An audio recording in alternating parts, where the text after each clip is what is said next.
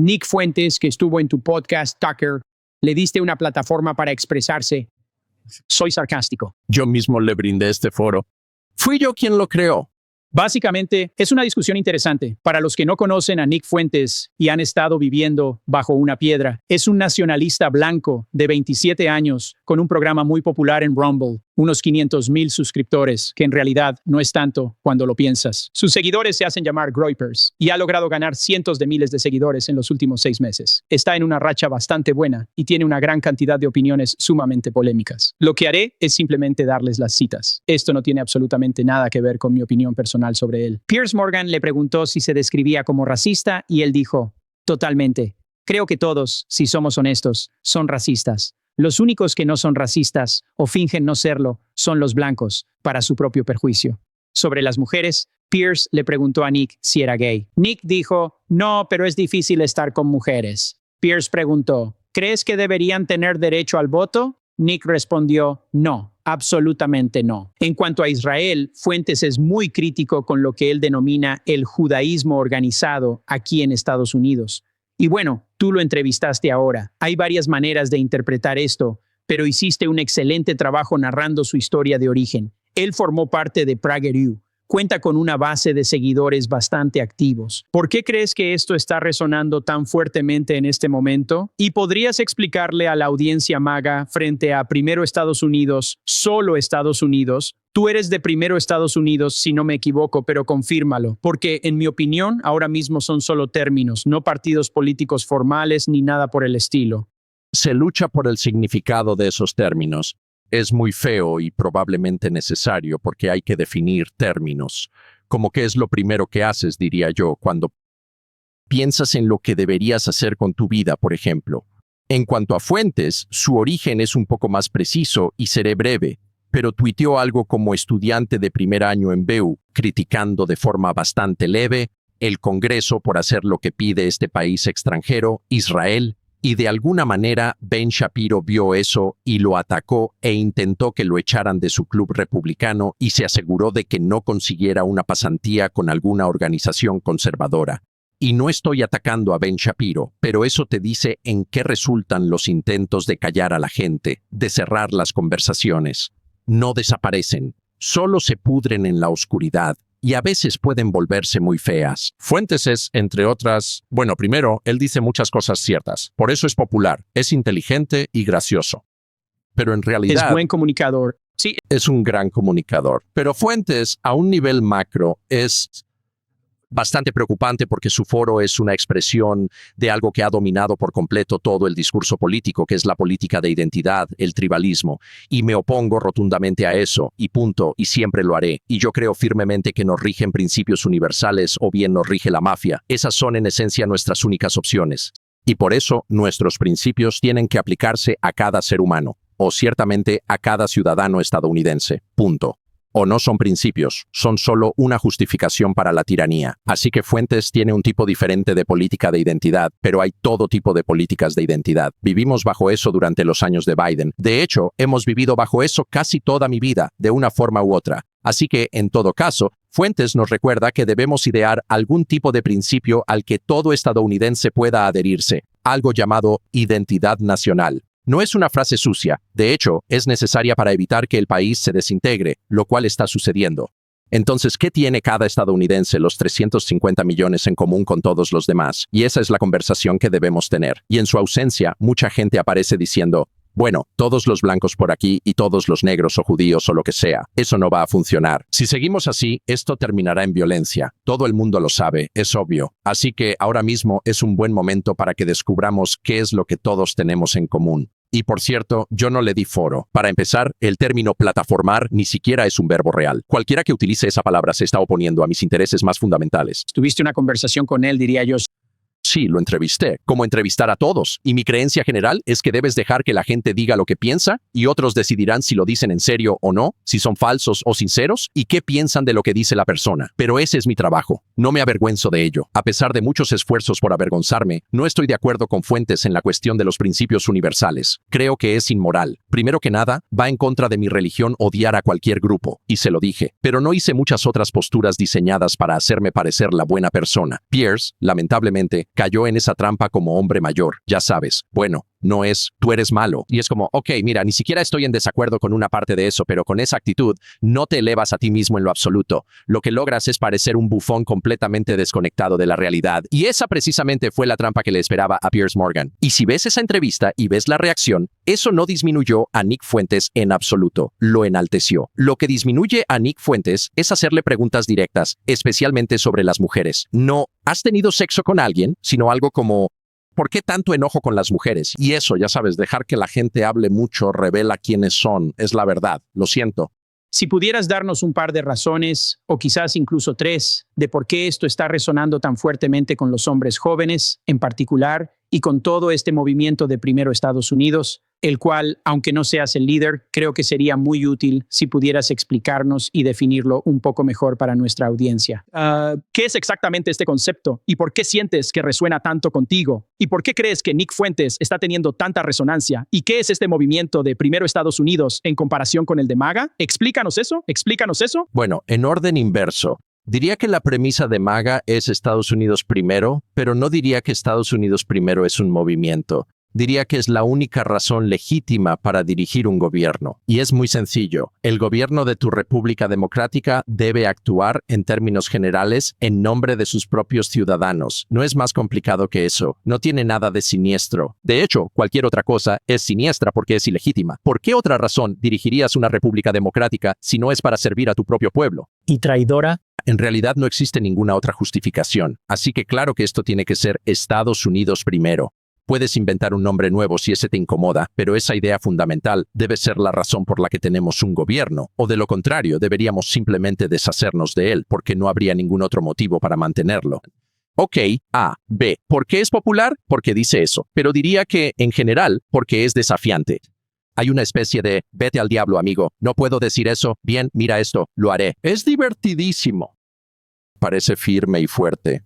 No creo que ni siquiera está casado, así que si les tienes miedo a las chicas, creo que eres un cobarde. Es mi visión personal, mi propia perspectiva, pero hay un pero aquí. En su desafío, la gente ve algo que es sumamente atractivo. ¿Por qué no? Ya sabes, son chicos que crecieron en un mundo de regaños diciéndoles que son malos por cómo nacieron. Y Nick Fuentes solo les levanta el dedo medio a los que dicen eso y dice, púdrete. ¿Y a quién no le gustaría eso? Por supuesto que a la gente le encanta. Parte de Estados Unidos primero es solo Estados Unidos.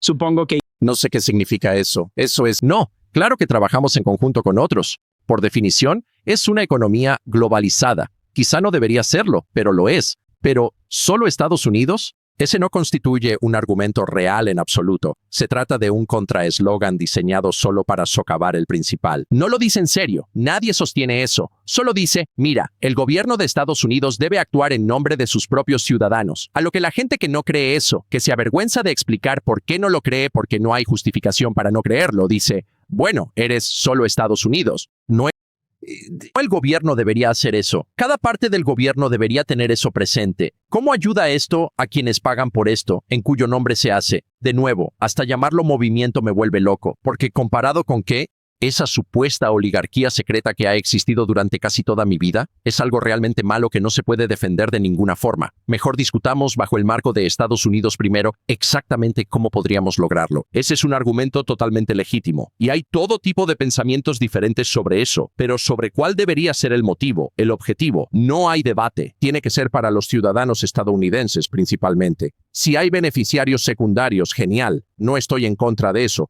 Ayudemos a todos si podemos, pero el punto es ayudar a quienes poseen el país, los accionistas de Estados Unidos que son ciudadanos estadounidenses. No hay otro punto, ¿verdad? Tengo un par de puntos. El primero es que él es, como dijo Tucker, una persona muy carismática. Creo que es bastante gracioso y creo que puede animar muchos temas delicados y decir cosas que impactan. Y creo que en eso lo que es en realidad como un locutor polémico moderno. Es como un Howard Stern joven. Es el Howard Stern de esta era. De la misma forma que Howard Stern en esa época, inescuchable para tanta gente porque estaba bien el 80% del tiempo y luego se descarrilaba totalmente y pensabas, vaya, este tipo es una combinación de malo, loco, demente, y luego lanzas todos estos otros adjetivos. Así que ese es el punto número 1. El punto número 2 es que es cierto que cuanto más lo dejas hablar, en realidad, más entiendes lo que piensa, y como resultado, la calidad del producto dictará la escala de adopción. Y aquí es donde creo que los medios, una vez más, han sido muy descuidados y no hacen su trabajo, que es, y Nick, puedes poner esto, ha habido mucha investigación sobre lo que ha estado sucediendo en los últimos meses.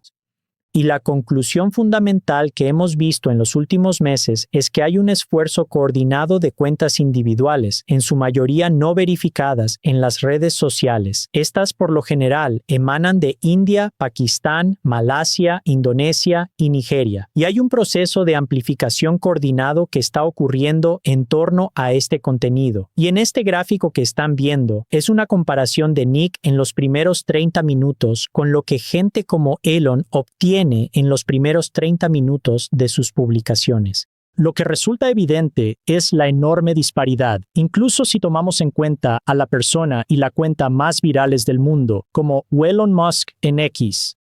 Lo que ves es que Nick Fuentes está dominando por completo la viralidad y el alcance en la plataforma. La viralidad al principio de su creación de contenido frente a la de cualquier otro. Y luego hay un montón de otros gráficos. Puedes retuitear un enlace a esto. Comienza a mostrar un patrón donde hay un esfuerzo coordinado para amplificar. Creo que por eso estamos teniendo el momento de Nick Fuentes en este momento. El New York Times de repente ve esta información, probablemente no se molesta en hacer la diligencia debida, tiene un montón de menciones positivas y empieza a inflarlo como un gran personaje, un líder de algún tipo de rebelión nefasta, loca y aterradora. Bueno, no, quieren hacerlo mainstream. Y quieren intentar hacerlo mainstream. Así que lo que ves es al New York Times tratando de normalizar a este tipo y hacerlo creíble para pintar a la derecha como un montón de malvados, ideólogos racistas. Creo que los productores de Piers Morgan no entendieron que esto estaba pasando. Así que cuando lo pones en una toma de fragmentos de 20 minutos, alimenta exactamente lo que lo hace popular, la capacidad de lanzar estas frases cortas. Por eso creo que la de Tucker fue mucho mejor, porque de nuevo, en una programación de varias horas no puedes esconderte. Ves todas las facetas de la persona y empiezas a entender que esta es una personalidad mediática joven muy astuta. Tucker, ya que estás muy metido en esto, la popularidad de Fuentes se basa en los Groypers y este grupo interno de personas que lo amplifican. Es lo que dice, o son algunos actores extranjeros promoviéndolo. ¿Cómo calificarías su masiva popularidad? Y luego seguiremos. Los tres influyen. Para saber quién lo amplifica, hay que ver quién se beneficia. Para desacreditar la política exterior de Estados Unidos, yo pondría esas ideas en boca de alguien pro-Hitler. Y al oír a alguien amar a Hitler, a mí me salta una alarma. Como que se activa la alarma de los federales o la alarma de lo inorgánico, ¿verdad? Bien, entonces, A, B, él es el producto de un sistema que el resto de nosotros toleramos y algunos de nosotros creamos. Y no debería sorprendernos que si tienes política de identidad, en algún momento tendrás política de identidad blanca. Creo que escribí un libro sobre esto hace casi 10 años que fue totalmente ignorado. Pero eso es inevitable, es inevitable.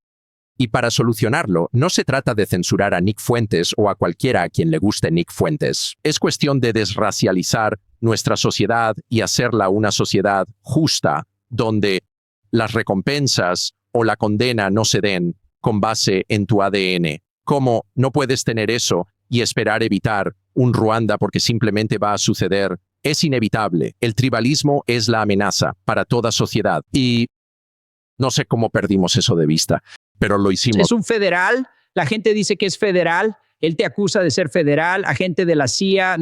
No lo sé. Todo ese asunto de los agentes federales, él atacó a mi propio padre en algún momento dado, es una historia bastante larga, así que caí en la trampa.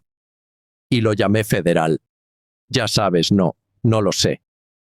Pero sí sé que, y creo que Fuentes es, déjenme ser claro, creo que tiene éxito principalmente por su talento y por la verdad obvia detrás de algo de lo que está diciendo, que es cierto. El gobierno de este país o de cualquier país debería actuar en nombre de sus propios ciudadanos, y el nuestro no lo hace, y eso es una indignidad. Así que bueno, eso es verdad, pero la parte de la política de identidad blanca, una vez más, es inevitable. Las políticas de identidad crearán políticas de identidad blanca. ¿Por qué no?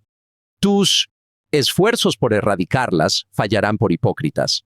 La única forma de arreglarlo es eliminar toda política de identidad hoy mismo, porque es el camino al desastre. Es todo.